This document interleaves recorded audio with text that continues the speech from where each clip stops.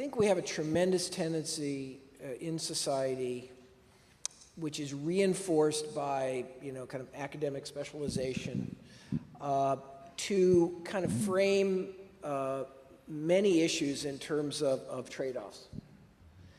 And, the environment was a perfect example. If we're going to improve environmental performance, we're going to have to bear extra cost. It's going to really impose a cost on business. That's kind of there was a religious debate about that. Economists in general 20 years ago said, if you're going to have environmental regulation, it can only drive up cost. That's the only answer.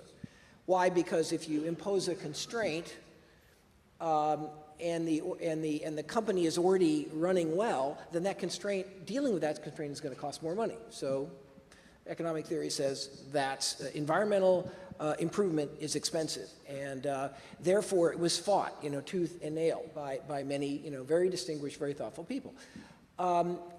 Instead, I think Jeff has articulated very clearly what we now know, which is that environmental improvement is actually profitable, because almost all forms of energy, unnecessary energy use or pollution is a form of waste. And when you reduce waste, you actually lower your costs. And you can actually improve your quality at the same time. So what we did in this issue of the environment is we're in the process of changing it from a kind of win-lose power struggle between those who believe at all costs that we should improve the environment and those who believe at all costs that we should get government out of the way, to a very different agenda, which is how can we work together to create this win-win outcome, improving energy efficiency and reducing carbon emissions while actually making businesses work more efficiently and more productively.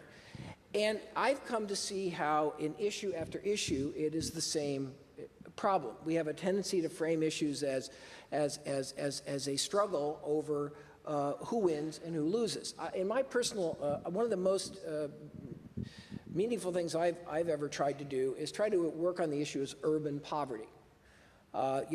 Poverty in America is concentrated in our urban areas. I think something like 30% of all minority poverty is in what we call inner cities, or the distressed urban neighborhoods in the 100 largest cities of America. And there's been a long effort in America to deal with that problem. And, and one way of dealing with it, of course, is redistribution. We need to, take money from some and give it to the others who need it.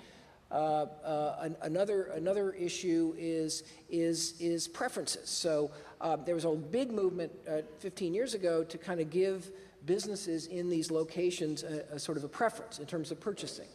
And there's some good reasons to continue doing that, but doing it very, very carefully.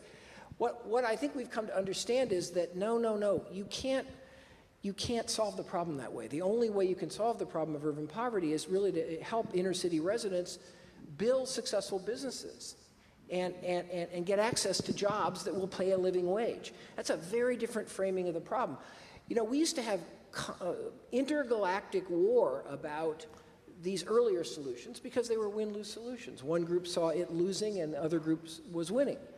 But everybody can agree that every American should have an opportunity and the assets to try to build a business and create jobs and improve their lot economically. That's a win-win opportunity. That benefits us all. So I think I've learned over the years that we have to turn these issues not into a struggle and a political war over ideology, or we have to take a very much more pragmatic perspective. How can we actually create shared value? How can we create win-win outcomes where we can actually deal with the underlying problem and actually everybody can benefit? Jeff's company is a marvelous example of trying to do that. And in each of those four areas he articulated, that's the way he framed the question. In healthcare, we are trying to do the same thing in the work that I've been doing with Paul and Jim. So that would be a perspective on how do you think about these issues. Now then there's a whole set of questions about how to lead, and I defer to the leaders to continue that discussion.